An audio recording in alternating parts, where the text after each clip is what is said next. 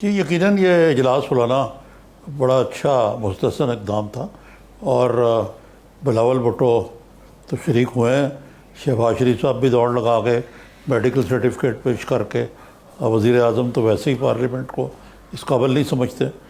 तो मेरा तो ख़्याल है एक मुस्बत कदम था। और फवाद चौधरी की उस पर तनकीद जो है, वो साइंस एंड टेक्नोलॉजी के वज़ीर हैं, वो कहते थे जी वर्चुअल इजलास बुलाएँ, नहीं तो बुलाए ही ना।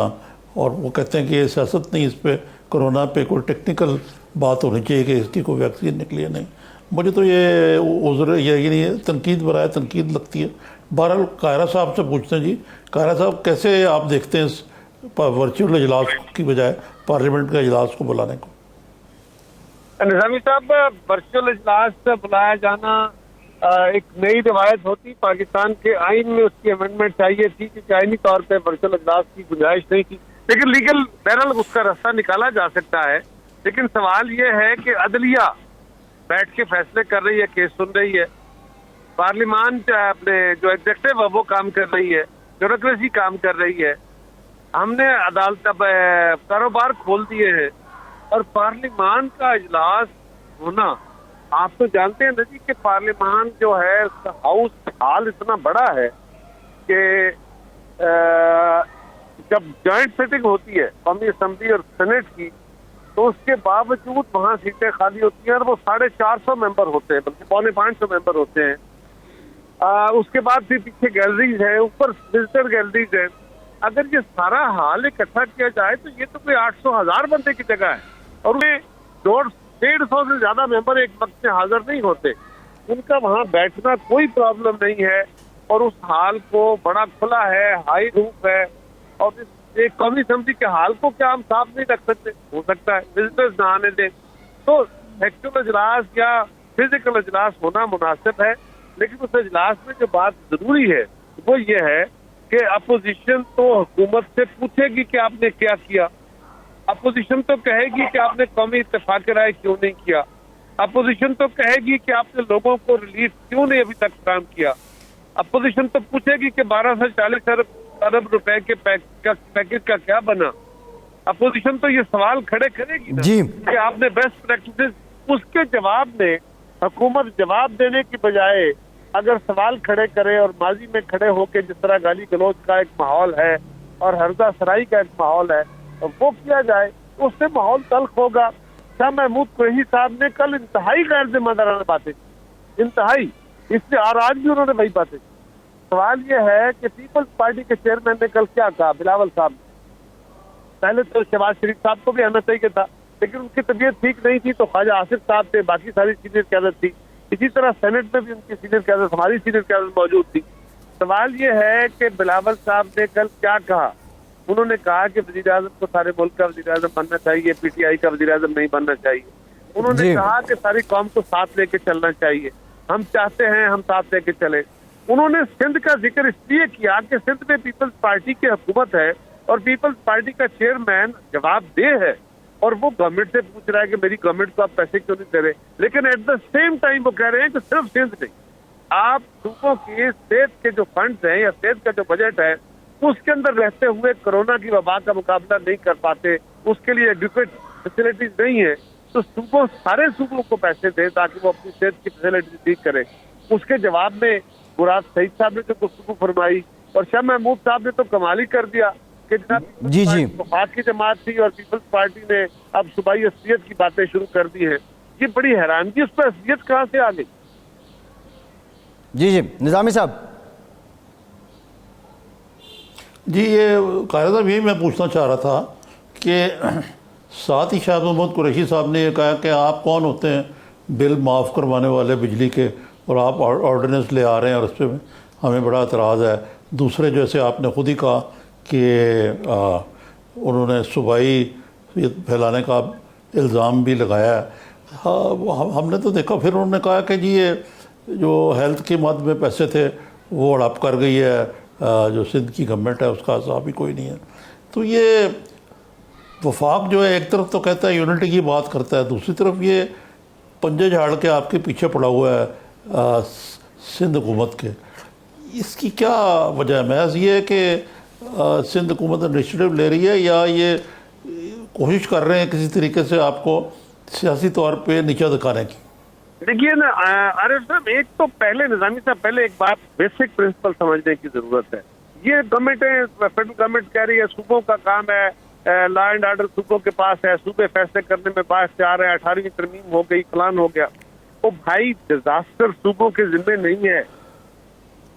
प्रोविंशियल ऑटोनॉमी एक और सब्जेक्ट है। डिजास्टर मैनेजमेंट का NDMA मरकजी लेवल पे रखा गया, तो एक वफाकी कानून के तहत रखा गया और उसके आगे प्रोविंशियल चैप्टर PDMS बनाए गए।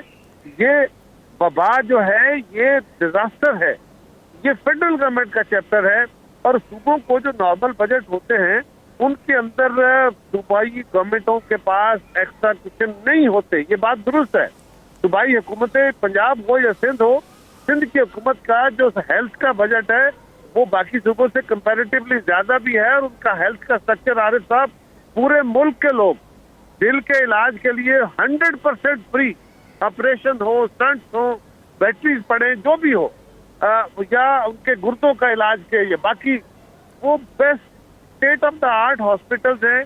सारे मुल्क का इलाज वहाँ फ्री हो रहा है। बट इवन देन हेल्थ का बजट जो रूटीन का है उसमें से तो गुजारा नहीं हो सकता। ये तो कोरोना का चैलेंज बहुत बड़ा है, इवन पंजाब गवर्नमेंट नहीं कर सकती।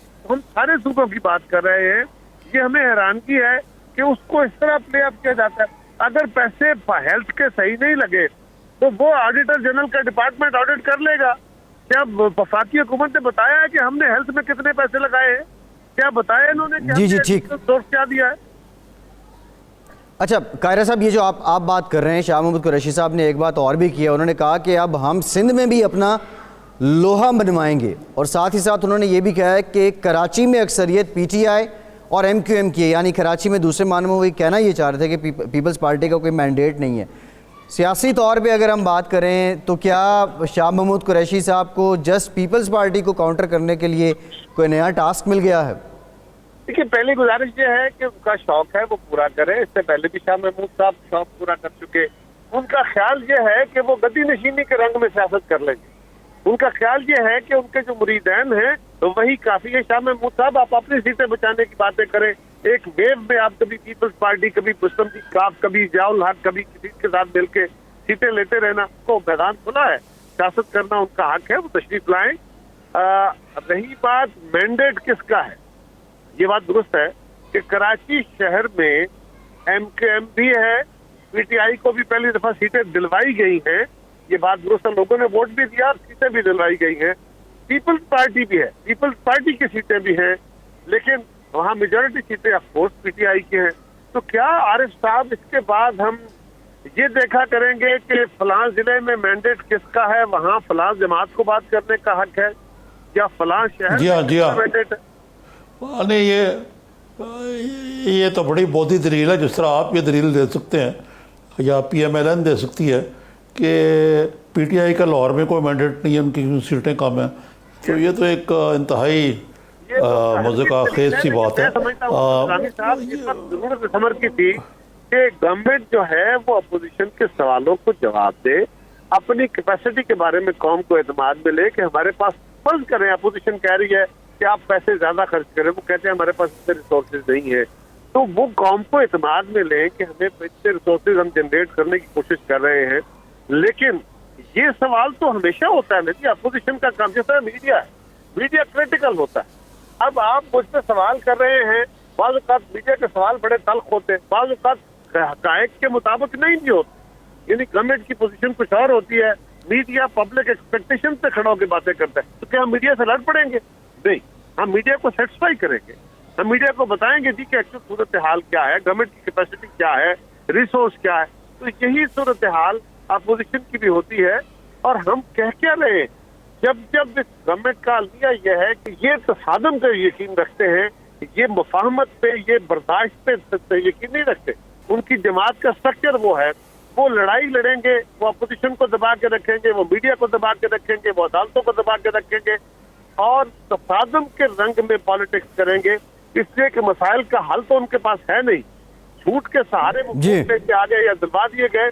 अब प्रॉमिसेस पूरे नहीं होंगे, अल्टीमेटली वो मुखालफ को गाली गलौज करके, बुरा भला कह के, लड़ाई लड़के, नॉन इश्यूज डिबेट करके, जिस तरह 18वीं तरमीम, भाई 18वीं तरमीम का अब कोई वजूद नहीं। अब वो आईने पाकिस्तान है आरिफ साहब, अब कौन सी 18वीं तरमीम? अब तो 20वीं, 21वीं, 22वीं, 26वीं तरमीमें हो चुकी है। वो आईने पाकिस्तान है। आईने पाकिस्तान में तरमीम करना हो तो हो सकती है, लेकिन उसकी तजवीज लाए बगैर आपने एक बेवक्त की रागनी छेड़ दी ताकि डिबेट उधर चली जाए।